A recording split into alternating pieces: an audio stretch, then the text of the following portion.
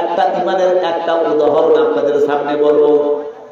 ইমানের উদাহরণ হলো হযরত আবু বকর রাদিয়াল্লাহু তাআলা আনহু, হযরত ওমর রাদিয়াল্লাহু তাআলা আনহু, মুসলিম জাহানের দ্বিতীয় খলিফা।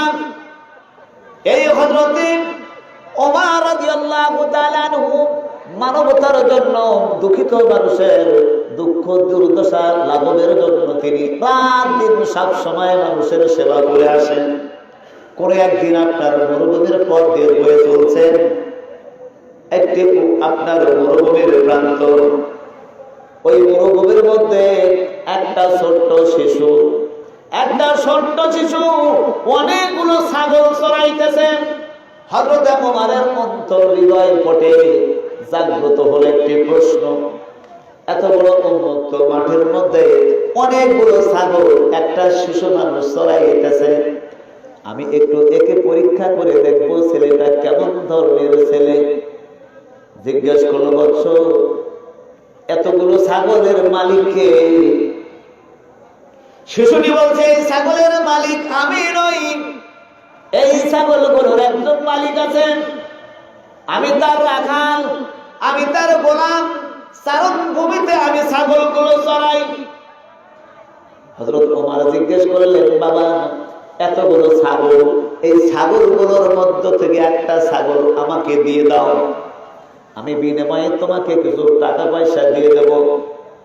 শিশুটি বলছে, আমি তো আগেই বলেছি এই ছাগলগুলোর আমি মালিক নই, এই ছাগলগুলো আমি মালিক নই, তাই তো আপনাকে ছাগল দিতে পারবো না, আমি বিক্রয় করতে পারবো না।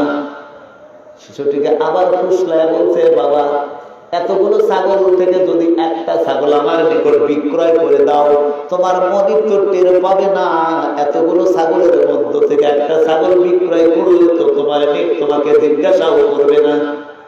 শিশুটি বলছে, আমার মনিব প্রতিদিন আমার ছাগলগুলো গণনা করেন, আবার সকালে আমার হাতে গণনা করে দিয়ে দেন, আমি চারণ ভূমিতে নিয়ে আসি, সুতরাং আমার মনিব টের পাবে।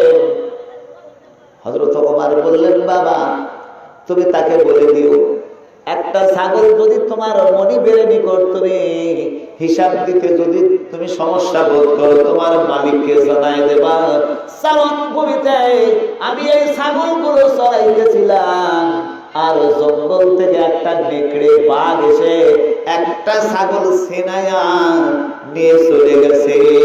এইটা বুঝাইবে যে একটা ছাগল বনের বাঘ এসে আপনার ছিনতাই করে নিয়ে সে ছিঁড়ে ফেটে খায়া ফেলেছে, এ কথা তুমি বলবে? এই কথা বললে শিশুটা বলছে, কেন তুমি পথিক এমন কথা তুমি বলছো? এই ছাগলগুলো নেকড়ে বাঘ খেয়েছে, আমি বলবো আমার মালিক ধরতে পারবে না, আমার মনিব জানবে না, কিন্তু ছাগলের মালিকের আর একজন মালিক আছে, তিনি হলেন আল্লাহ।